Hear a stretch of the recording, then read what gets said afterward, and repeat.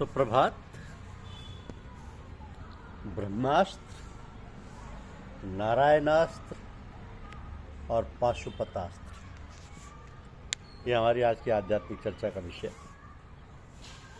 ब्रह्मास्त्र, नारायणास्त्र और पाशुपतास्त्र। शास्त्रों में ब्रह्मा, विष्णु, महेश तीनों के अस्त्रों का वर्णन आता है। ब्रह्मा जी का ब्रह्मास्त्र है, भगवान विष्णु का नारायणास्त्र है और शिव जी का पाशुपतास्त्र है। ये मंत्रों के प्रयोग से चलते हैं। ब्रह्मास्त्र जिस पर छोड़ दिया जाता है तो उसे खत्म कर देता है, और ब्रह्मास्त्र का उपाय है उसका उपसंहार करना। मंत्रों से उसको उल्टा लेने से वो आगे दखल नहीं देता। नारायण अस्त्र छूट जाता है तो वह भी खात्मा कर देता है। उसका उपाय है कि शरण हो जाए, लंबे पड़ जाए। शरण ले लेने से वो नारायण अस्त्र नहीं मारता है, परंतु पाशुपतास्त्र छोड़ने पर चाहे कुछ भी करो खत्म ही करेगा। भले ही शरण हो जाओ, भले ही कुछ भी करो, वह तो संहार करेगा ही। पाशुपतास्त्र बहुत कम आदमियों के पास है। महाभारत का युद्ध हुआ, उसमें भगवान शंकर का दिया हुआ पाशुपतास्त्र अर्जुन के पास था। भगवान शंकर ने कह दिया कि तुम्हें चलाना नहीं पड़ेगा, ये तुम्हारे पास पड़ा पड़ा विजय कर देगा, चलाने की जरूरत नहीं है। चला दोगे तो संसार में प्रलय हो जाएगा, इसलिए चलाना नहीं। ऐसे आपको पाप से बचने के लिए पाशुपतास्त्र बताता हूँ, उसे आप धारण कर लें, बड़ी अच्छी बात होगी। क्योंकि वह क्या कि मर जाएंगे पर पाप नहीं करेंगे, अन्याय नहीं करेंगे, नहीं करेंगे। ऐसा आपका केवल विचार हो जाए। ऐसा करने से आप बिना अन्न के मर जाओगे, ये बात होगी ही नहीं, हो ही नहीं सकती। अन्न के बिना मरना पड़े तो भी परवाह नहीं, पर पाप और अन्याय नहीं करेंगे। ये है अस्त्र का चलाना। अस्त्र का ये चलाना नहीं पड़ेगा, पक्का विचार पड़ा पड़ा आपकी विजय कर देगा। हमें मौत स्वीकार है, आफत स्वीकार है, पर पाप स्वीकार नहीं। ऐसा पक्का विचार होने पर आपसे कोई पाप नहीं करवा सकता, अन्याय नहीं करवा सकता। किसी की ताकत नहीं कि अन्याय करवा ले। साथ में रखिए भगवान का भरोसा, याद करते रहो कि हे नाथ, ये बात तो मेरी है पर बल आपका है। इस बात को निभाने में बल आपका होगा, बल आपका होगा तब होगा काम। अर्जुन को भगवान ने कहा कि तू निमित्त मात्र बन जा। निमित्त मात्रम भव सव्य साचिन।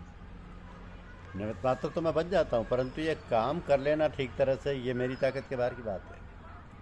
तो हे नाथ आप निभाओ। उस सेवक की लाज प्रतिज्ञा राकेश आई, अच्छी करे सो राम जी। राम जी जो करते हैं अच्छा करते हैं। भगवान के द्वारा अपना अच्छा ही अच्छा होता है, रक्षा होती है, सहायता होती है, फायदा होता है, नुकसान होता ही नहीं। भूंडी बने सो आपकी, क्योंकि बुरी तो आपकी है, खुद की है, खराब खुद करता है। अगर खुद तैयार नहीं होता तो कोई नहीं करवा सकता। कानून ने ऐसा कर दिया, लोगों ने ऐसा कर दिया, कुसंग ने ऐसा कर दिया, वायुमंडल ऐसा ही हो गया, हमारा भाग्य ऐसा ही था, संग अच्छा नहीं मिला, गुरु नहीं मिले, आदि आदि ये सब बातें बहानेबाजी और कुछ नहीं। कोई भी किंचित मात्र भी आपका बिगाड़ कर नहीं सकता जब तक आप बिगाड़ के लिए स्वयं तैयार ना हो जाएं। और इसमें भी अपना विचार पक्का रखें और सारा भगवान का हो। भीतर से पुकारता रहे प्रभु की, हे नाथ बिना आपकी कृपा के हमारे से नहीं होगा। तो ये कृपा का भरोसा हो तो उसका पतन कभी नहीं हो सकता। भगवान के चरणों की शरण लेने से भगवान कहते हैं कि अहं त्वा सर्व पापेभ्यो मोक्षयिष्यामि मा शुचय। सब पापों से मुक्त कर दूंगा, तू चिंता मत कर। नामेकम शरणम ब्रजे, मेरे शरण में आ जा बस। शरण यदि धन की लेगा, झूठ कपट बेईमानी का असर रखेगा तो भाई मेरे हाथ की बात नहीं। मनुष्य क्या करता है, झूठ कपट बेईमानी का सहारा लेता। आज कहा जाए कि पाप मत कर तो लोग कहते हैं कि महाराज आजकल के ज़माने में ये नहीं चल सकता, ये आपकी बात पुराने ढंग की है, पुराने ज़माने की है, इस ज़माने में ऐसा नहीं चल सकता। ऐसा करें तो भूखा मर जाएंगे। जी नहीं सकते। आज सच्चाई के साथ कैसे करें। लाख रुपए कमाते हैं तो लगभग आधा टैक्स देना पड़ता है। हमें एक भाई ने कहा कि बताओ क्या कमाएं क्या खाएं। इस ज़माने में मनुष्य सच्चाई से काम नहीं कर सकता। हम कहते हैं कि सरकार कृपा कर रही है और लोभ के वशीभूत होकर ज़्यादा संग्रह मत करो। क्रियात्मक उपदेश दे रही है, साधारण खर्चा करो, साधारण कमाओ और खाओ। इससे पाप कोई कुछ नहीं करवा सकता। कुछ रुपये कमाने तक छूट है ना कि टैक्स की। उतने के भीतर भीतर कमाओ।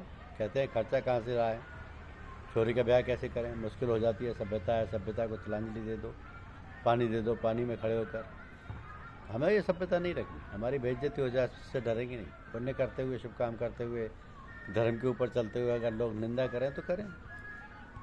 त्रिपदम नरकस्य देव द्वारम नाशनमात्मने।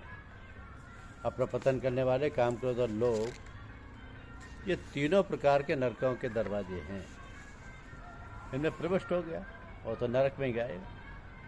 यदि भगवान को याद करें कि अब ऐसा नहीं करेंगे तो नहीं जाएगा। जब कभी सुधर जाए, उम्र भर में जब कभी चेत हो जाए, विचार पक्का हो जाएगा पाप कभी नहीं करूँगा, तो पूरा प्रायश्चित हो जाएगा। भगवान की कृपा से उसको बल भी मिल जाएगा, धर्म भी मिल जाएगा और वो संत बन जाएगा।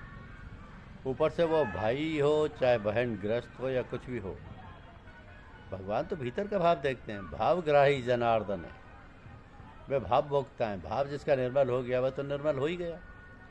केवल बाहर से निर्मल होने से अच्छा बनने में देरी लगती है, और ये भाव हो जाए कि हम पाप नहीं करेंगे, इतने में बहुत जल्दी शुद्धि हो जाती है। व्यवसायत्मका बुद्धि रेखा, निश्चय कर लिया कि परमार्थिक मार्ग में ही चलना है, कुछ भी हो जाए। अपिचेत्सु दुराचार है, पाप से पापी हो तो उसे भी साधुरेव स मंतव्य, साधु ही मानना चाहिए, क्योंकि सम्यग्योषते ही से, उसने पक्का निश्चय कर लिया, उस भाव के अनुसार वह पवित्र हो जाता है। रहत न प्रभु चित चूक किए की, करत सुरत से बार ही की। पहले दोस्त बन गए, उन बातों को भगवान याद नहीं करते। जिसका भाव अच्छा और उधर चलना चाहता है भगवान उसे 100 बार याद करते हैं, कहीं उसे भूल ना जाऊं। ऐसे प्रभु के रहते हुए भय किस बात का। सच्चे हृदय से पाप का त्याग कर दो। अभी तो लोभ में आकर पाप कर बैठते हैं, परंतु आगे दशा क्या होगी उसका कुछ विचार किया। धन यहीं रहेगा, संपत्ति यहीं रहेगी, पर आप जाओगे, उम्र भर में खर्च कर सकोगे नहीं। पाप से कमाया हुआ धन खर्च नहीं किया जाएगा, बाकी बचेगा, और पाप किया कर्म पीछे नहीं रहेगा, साथ चलेगा और महान दंड भोगना पड़ेगा। तो समझदार आदमी को तो जल्दी चेत कर लेना चाहिए। इसलिए केवल विचार हो जाए कि अब पाप नहीं करेंगे, अन्याय नहीं करेंगे। नारायण नारायण। धन्यवाद। यूट्यूब चैनल को लाइक और सब्सक्राइब अवश्य कीजिए।